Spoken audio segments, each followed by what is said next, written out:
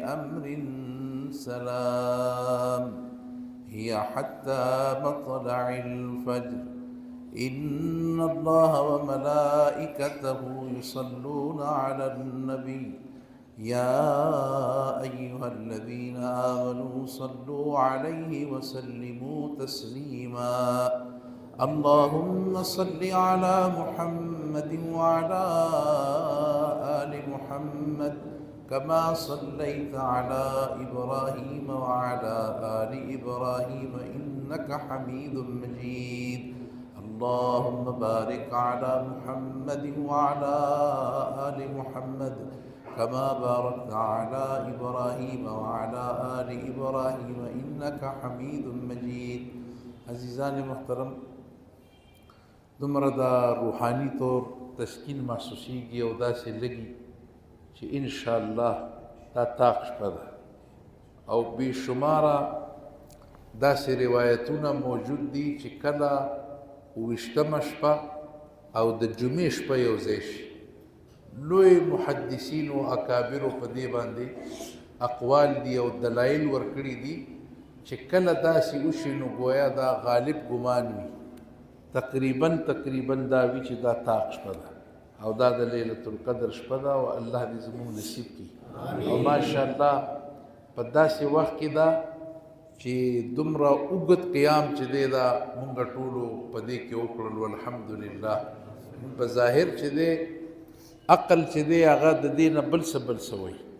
ولاړې او دومره اوږد ختم به کې او دا به کې او شکر دی چې څوک الله روحاني طور ځان ته راکاږي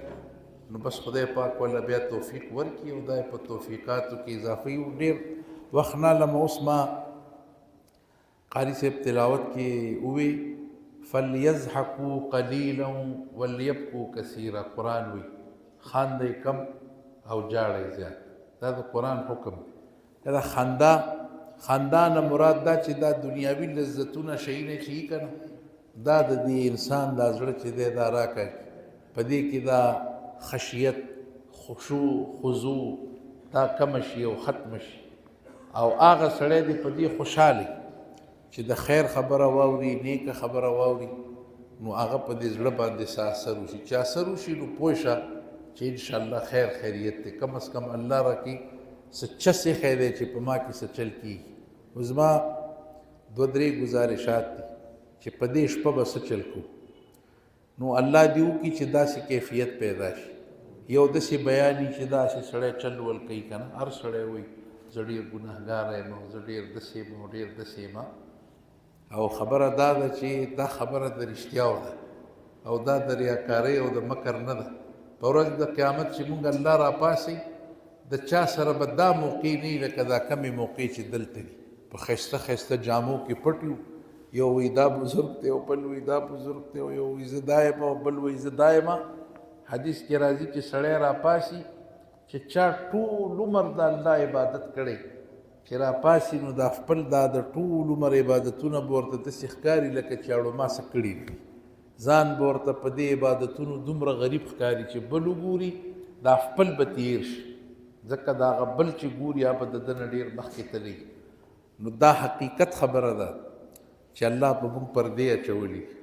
نو اوس موږ چې دلته دعوه کوو په نن شپه به خدای پاک ته څه وایي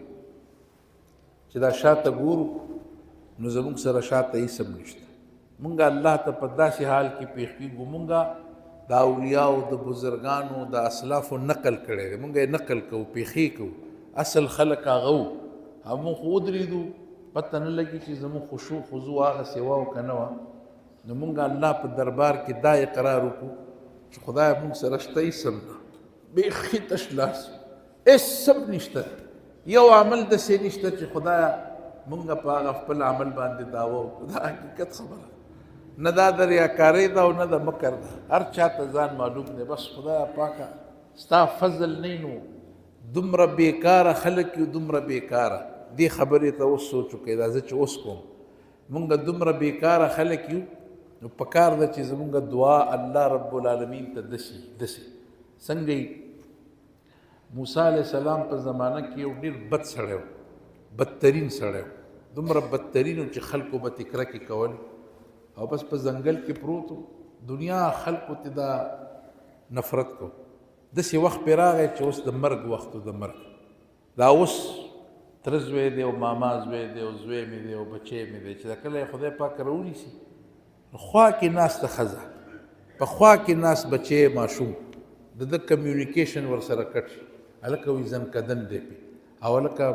دی بیا د انسانانو خبرې نه اوري الله رب العالمین ورسره معامله شروع کړي دا مونږ تاسو ټول وینو زمونږ مشران کشران دا چې فوت کیږي دا بدترین سړی چې ځنګل کې پروت و مرګ پې راغی بس اوس راغی وخت پې راغی او خدای راونیو ځان لو دی الله رب العالمین ته سوال کوي په دې سوال کې عاجزي ډېره ده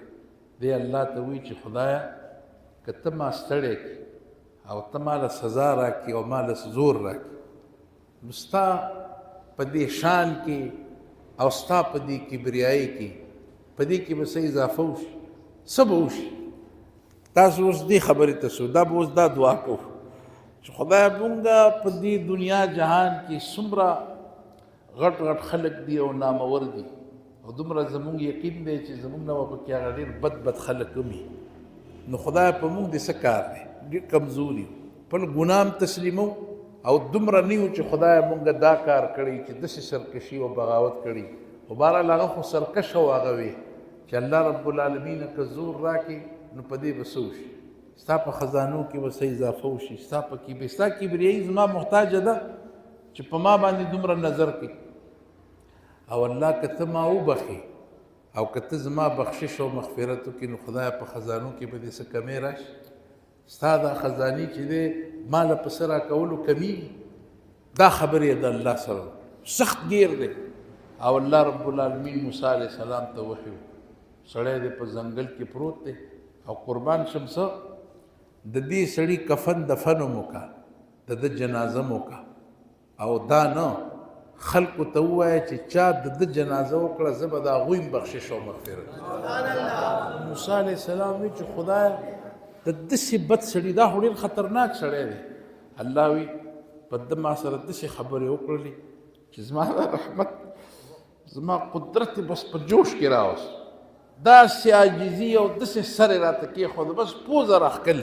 الله سره دوه خبرې دي شکر او استغفار خدای ستا د زور چرته ستا خدای شان اسمانونه ځمکې او ما ته ګوره نو خدای پاکه هېڅ نشته په دې خبره پوه یو چې خدایه ان ربي رحیم ودود الله ته بخونکی مې رحم کوونکی او مینه کوونکی د خپل بنده سره مینه کې تا ویلي په مونږ کې هېڅ کمال نشته تا ویلي دي نو مونږ هغه شی غواړو اوس بل واورئ یو حدیث کې راځي یو سړی به د خپل د وفات نه پس ګوره دا څومره خطرناکه خبره یعنې دا سړي جذبې ته ګوره هغه به د خپل د وفات نه پس دا ووایي خپل ورثاو ته چې زه مړ شم نو ما وسېږئ چې زه ایره ایره شم په اوبو کې په خشکه کې په دشتو کې دا زما ایره والوځوئ دا هر څه ختم کړئ نو وی الله رب العالمین به حکم وکړي چې دا ټوله ایره دا دې واپس را جمع شي او دې ټول را ټول شي واپس دې شکل وکړي او دې ما ته ودرېږي مخامخ یې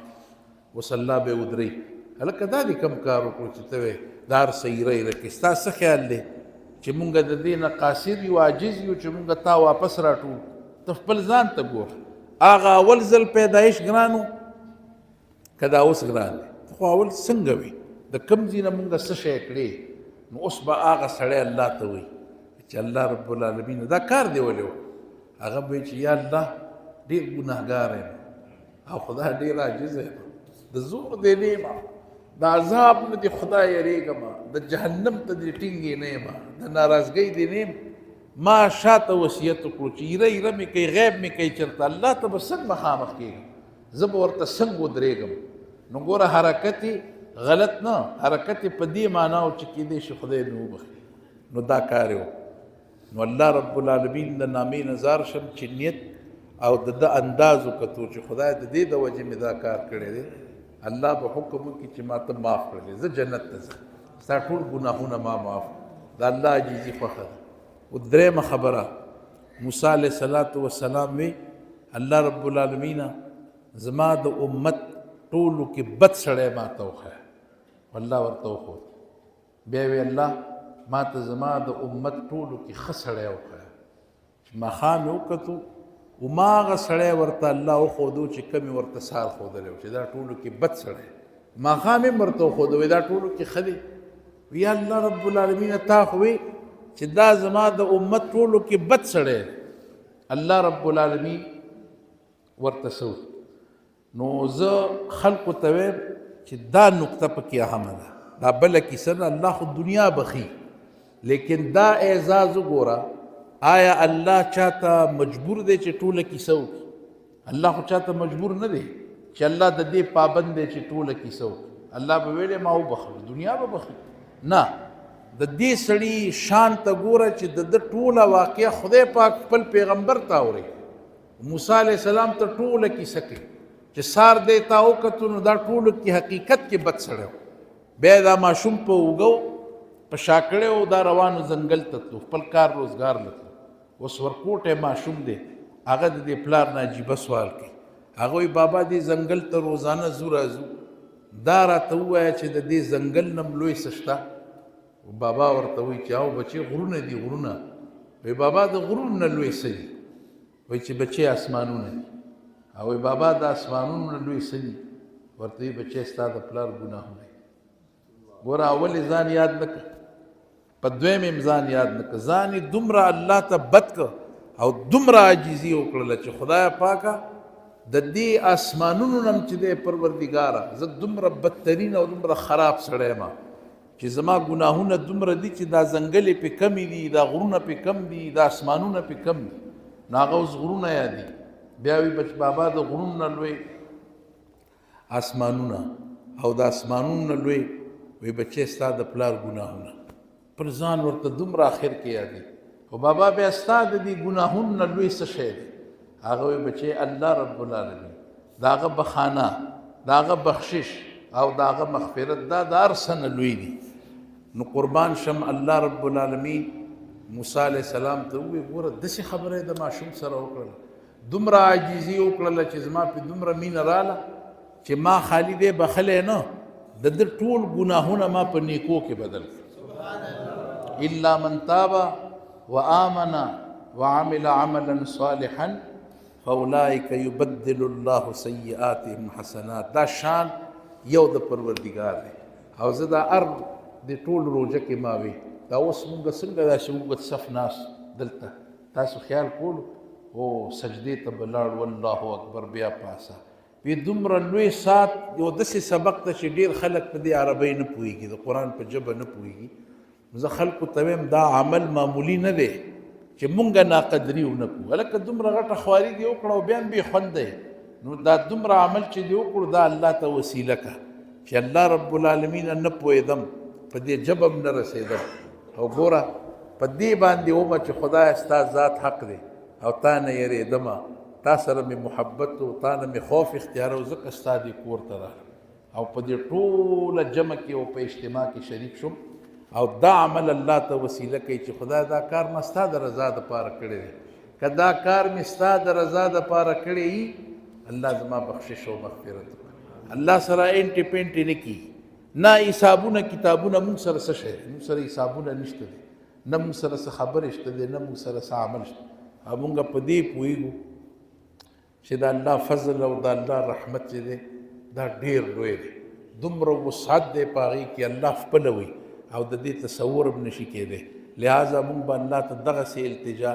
او الله ته داسې دعا کوو دومره اوچت وخت دی دا د 1 بجه ده او ماشاءالله په دې طاق شپه کې دومره لوی وخت مونږ تیر کړو چې کورونو ته م لاړ شو دا نفس لږ راوپرځوئ داسې پې خپه کېدی دا ظالم بچی زمونږ دشمن دی مونږ نه پرېږدي الله ته نه پرېږدي او چې دا شپه په مونږ باندې هم داسې تېره شي چې که خیري شپه اختتام ته رسي او